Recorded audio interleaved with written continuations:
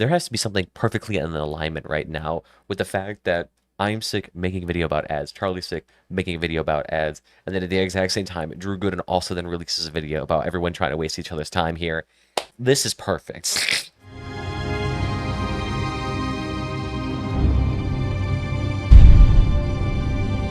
But anyway, sorry about not uploading for over a year. I just kind of got bored here. But you know what really soothes the soul is just another random ass video talking about the ad situation on YouTube for I don't know, maybe the 700th time here. But it always cheers me up a little bit, and nothing soothes me more than a little bit of drama. So let's talk about this lovely little video here by Charlie here, talking about the brand new ad features, I guess you could say, on YouTube. And I guess just kind of a quick disclaimer here.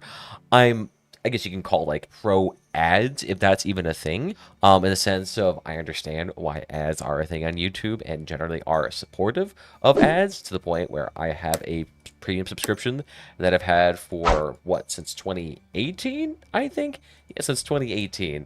So call me a shill, I guess. YouTube loves ads more than P. Diddy loves baby oil. They have made so many decisions that all revolve around feeding people as many ads as possible in as many ways as possible. I'm sure all of you saw a few days ago they announced that they're officially fully rolling out the... I love about that. YouTube has made many features that feature ads. Yeah? What? Ads experience while a video is paused. So now when you pardon my phlegm, I had to go take care of business there. So now when you pause a video, you can be served an ad. They call it the pause experience. I love that nomenclature. That is so fucking silly. This is the pause experience. And this pause experience appears to be a banner ad, which already usually appears on the right side of your videos and on many front pages, unless it's like an audio experience or like an other skippable ad played while you pause. Not really too big of an issue, but I guess it could be slightly visually noisy, but at the same time, one of the least intrusive ways to introduce ads. Which is why we're serving you a Dunkin' Donuts ad. But I'm not here just to focus on YouTube's abundance of ads. I'm here to talk about its war on ad blockers. This is something that's been going on for a while now. There's been tons of mangled corpses left out in the street from this battle, and now there's been a new Absolutely. So I've noticed over the last few days, and I know I'm not alone. And also, this has been not just a YouTube thing. This is basically every single website is trying to do this. You know, usually we go into a website with an ad blocker, they'll say, hey, can you please whitelist us so that we can make advertising revenue? Twitch has made it so that ads play directly through the same pipeline that the streamer's video feed comes through as well. So it became very difficult for YouTubers and other people to actually use ad blockers to get around that whole feature. So it's not like the YouTube exclusive thing. This is just an internet general thing. That YouTube has done a lot more to beef up its protocol against ad blockers. So when I've been trying to watch videos on my account that is not a premium subscriber, I've been getting this notice. Video player will be blocked after one video. It looks like you may be using an ad blocker. Video playback will be blocked unless YouTube is allow listed or ad blocker is disabled. Ads allow YouTube to be used by billions worldwide. You can go ad free with premium, and creators can still get paid from your subscription. YouTube lets you get 3 free samples in there with your ad block still enabled, but they hate ad block. They hate that more than P. Diddy hates security cameras. So they give you... And generally, I think that is honestly a way more generous approach than I thought they were going to do. I thought they're just going to straight up like, hey, you ain't getting anything unless you allow us through. Because I imagine there are probably a lot of people that probably get around this relatively easily. And I imagine also if you're using a incognito browser or like anything that doesn't have necessarily high tracking features on it, you probably can get around that just by either using a VPN or just opening and closing like incognito tabs to watch an unlimited amount of videos. And on top of that, there's plenty of other ways to watch quote-unquote ad-free viewing experiences. I think like if you watch a video through Bing, it technically doesn't play an ad or something like that. These 3, but once you finish your rations, they shut you down. They put the kibosh on that. They give you this. Ad blockers violate YouTube's terms of service, and then it's the same bullet point list there, and then you can't watch any videos going forward unless you disable it or pay for YouTube Premium. Now, this isn't new. I remember this rolled out like a year ago as kind of a soft launch where some users experienced this, but not all users. And uBlock Origin was able to get around this no problem. Now, I wasn't using uBlock Origin. So this is not even a war against ad blockers. It's just a war against a certain amount of ad blockers. I guess a pedantic point to make, but at the same time, it's, you know, the scale of this whole thing has gone down from a lot to a few-ish. I had this happen briefly a year ago, or maybe it wasn't a year. I'm fucking dying too. Time moves so differently when you hit 30. It's like entering into a fucking black hole. Everything's all cattywampus when it comes to the perception of time. But whenever it was, months ago, I had this happen occasionally for like a day or so, just using normal ad block, and then it went away. I'm guessing that it was just an experiment, and they decided just to put it back in the fucking shoebox or whatever. But now... So we're talking about an experience that was occasionally interrupted only for a few days, and then did you change it, I'm guessing, then? And this has been going on for 4 days for me. So I decided, let's see if uBlock Origin works. So I grabbed uBlock Origin, and sure enough, it gets around this, no problem. But I can't help but wonder, how long will it last? Because YouTube... That's just so funny to me. It's like, I had an issue, I solved it, but I'm still going to talk about this issue because it might come up in the future. I guess it is still a point, but it is just always funny to me. It's like, so it's solved?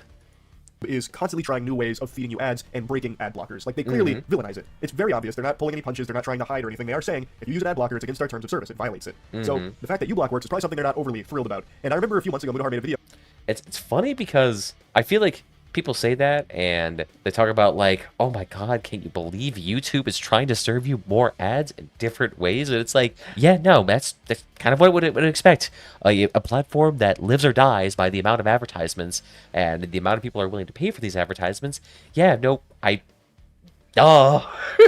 about how YouTube is experimenting with server-side ad injections. So, like, they are constantly trying to innovate in ways to blast your ass. So what if that's very right now, similar uBlock is able to put like a shield on your butt cheeks to stop this from happening, but will it always work with getting around YouTube's ads? I have no clue. I'm way too fucking stupid to have the answer to that question. Why are you even asking me? I struggle to remember how to do long division sometimes. Clearly, I wouldn't have the answer to this one. But you know what's funny is that I feel like he says that, but I wouldn't be surprised if a large amount of people who peruse the internet daily, probably if you're watching Charlie, you're probably chronically online like me, but I imagine there's probably a non-insignificant amount of people that receive a lot of their news and opinions from commentator channels like Charlie's, and that it forms the basis for the majority of their opinions. So he could say, like, and give the disclaimer, like, hey, I'm not, super smart around the ideas, and I guess, all of us should really be saying that. But at the same time, still, you still gotta have a little bit of thought in there, which I guess he is doing by the fact that this video is 2.5 minutes long.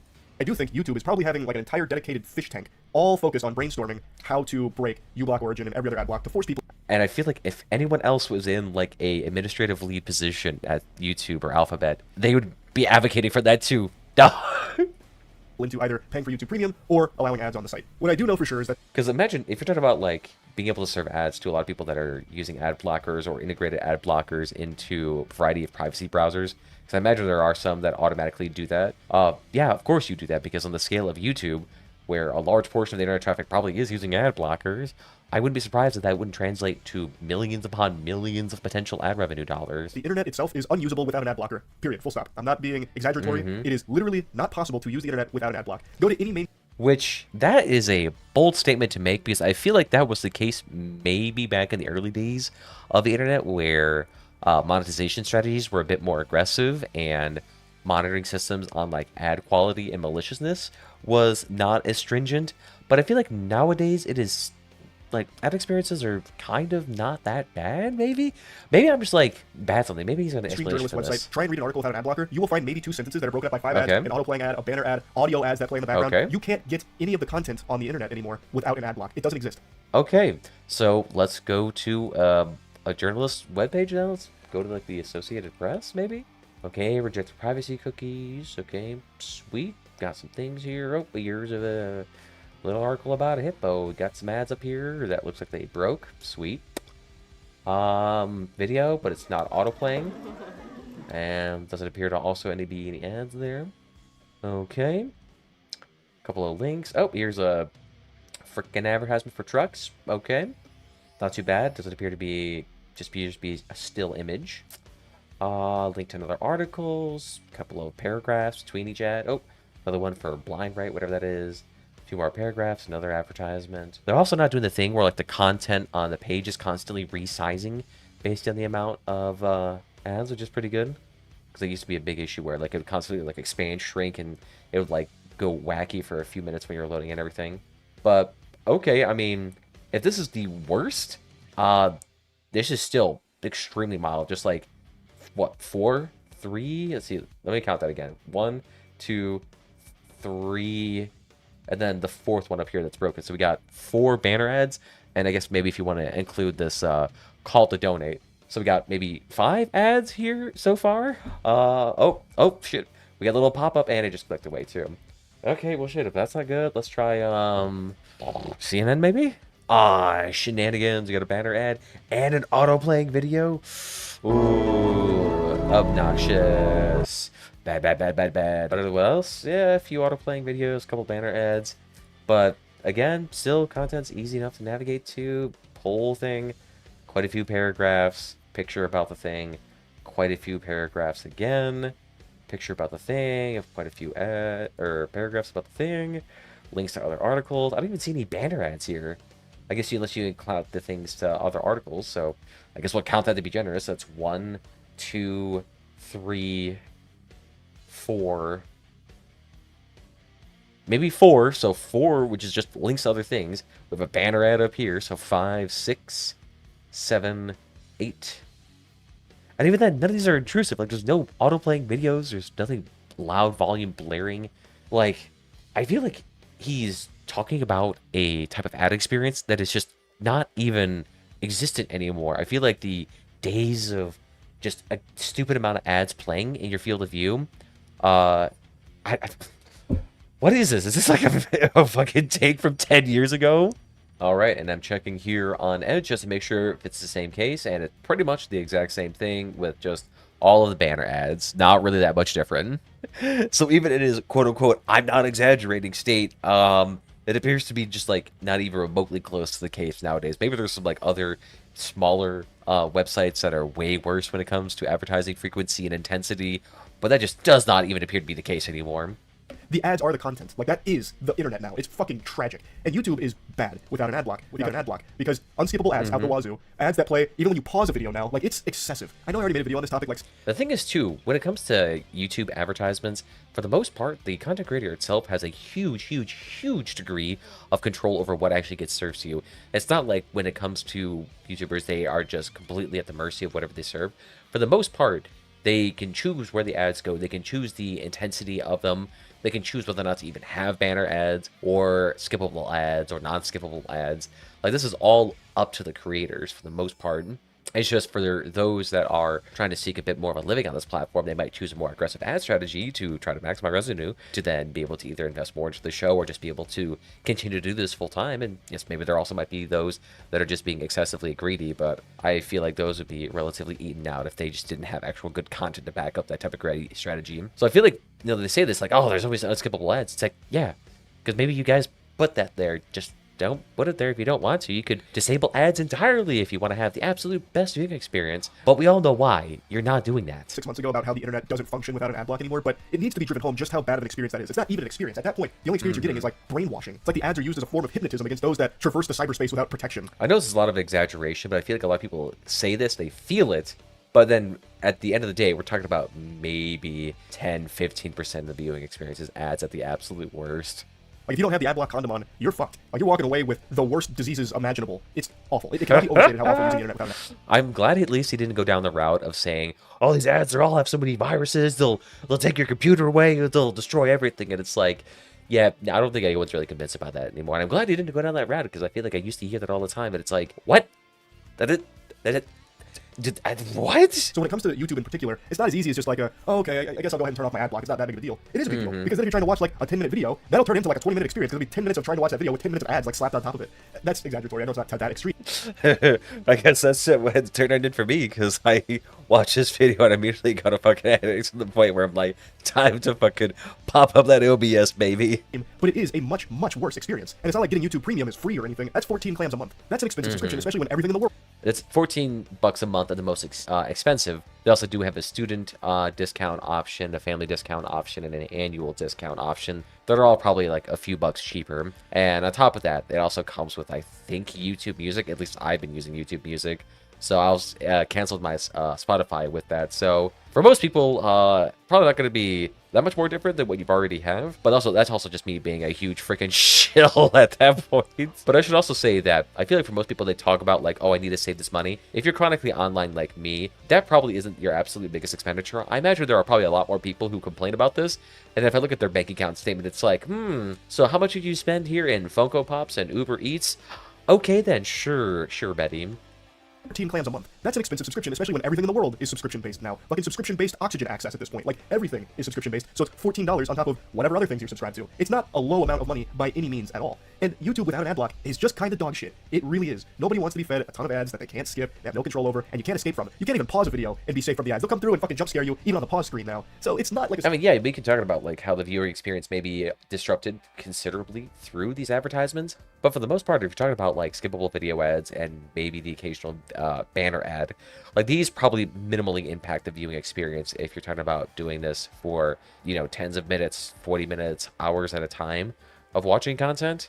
And I feel like as long as those are kept in check, for the most part, the viewing experience is relatively intact. Like we talk about like the viewing experience being just disrupted every 2 minutes and being disrupted for minutes at a time. It's like, only really with like the most aggressive ad strategies to that I feel like most people don't even try to do anymore. So it's not like a super simple thing to just be like, I'll go ahead and allow it. One tactic I've seen used a lot when it comes to this, the spin that gets put on it occasionally, is if you use an ad block, you're taking money away from the creators. By turning your ad block off, you're supporting them, you're able to help them get more money. I love how they describe it as a tactic?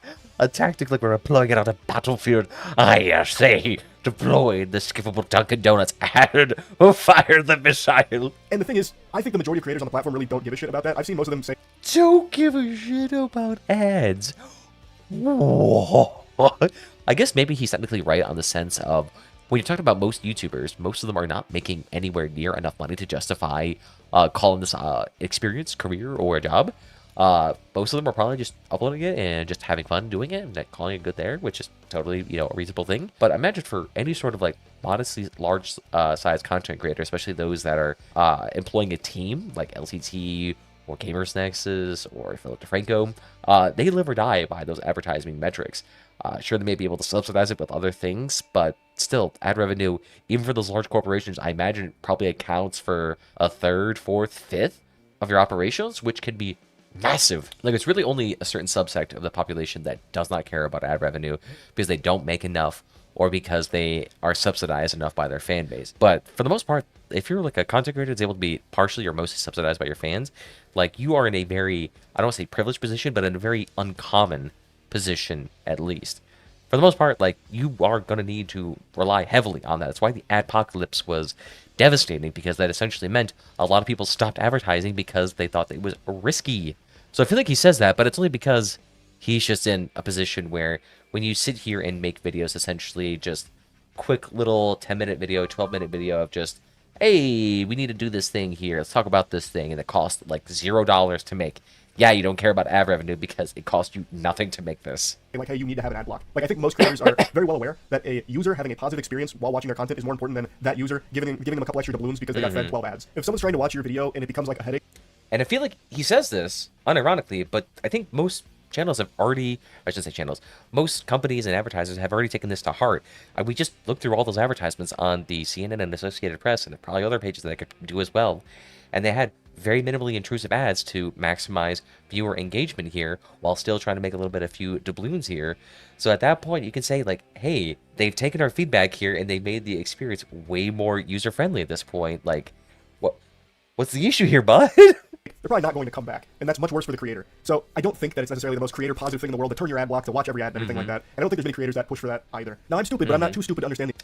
I mean, yeah, no one's really going to push for the extremes here, but the thing is, no one really does that because they're trying to be smart and balanced approach when it comes to all of this. The importance of ads, it's what puts money in the pockets of YouTube. It's what allows it to exist, and it is what creators make the bulk of their revenue from. Like, I get how important ads are, but what I would do, instead of focusing on finding new ways of making intrusive ads to ruin the user experience, I would instead focus on just having everything be as user-friendly as possible. I don't think there's a single person in the world that has a problem with skippable ads. It's funny because I feel like he says that, but it's like, yeah, they do try to do that. They try to make the viewing experience as absolutely easy and painless as absolutely possible.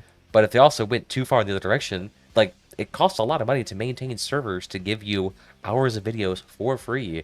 Like, if you did the complete opposite end and made advertisements way too easy to ignore and all your KPIs and no one clicked on your ads, no one went to your website, no one bought anything, then at that point, these advertisements become worthless, and congratulations, you just kind of created the exact same issue of where you're broke. You just get a few seconds of an ad, and if it's a good ad, you might stick around and finish it and see what it's actually advertising, but a lot of people aren't interested, so they'll skip it. And having it be unskippable doesn't necessarily help the product. If someone already is tuned out, doesn't care about it, and now they're annoyed because they can't skip it, they're not going to be getting that fucking product. At least, I don't think so, and a lot of them are just going to click out of the video anyway because... At least, I don't think so. I feel like that's kind of an indicative thing, because I feel like maybe if Charlie did a lot of advertisement campaigns, like I haven't done any, but I wonder if that would change his entire perception, where it's like, oh crap, I've paid a lot for these advertisements and I haven't gotten anything out of here. How do, like, actual big companies that have marketing teams and all this get behind here and actually make a decent amount of money? Who knows? Because now it's become a chore to even get to the video. Twitch is the biggest culprit of that phenomenon, where if you're watching a stream and you get fed like 5 30-second ads in the middle of the broadcast, most people leave the stream or get up and go do something while the ads are playing. They're not even watching the ad. So your marketing push has failed. Like, I don't think it's effective to do that. I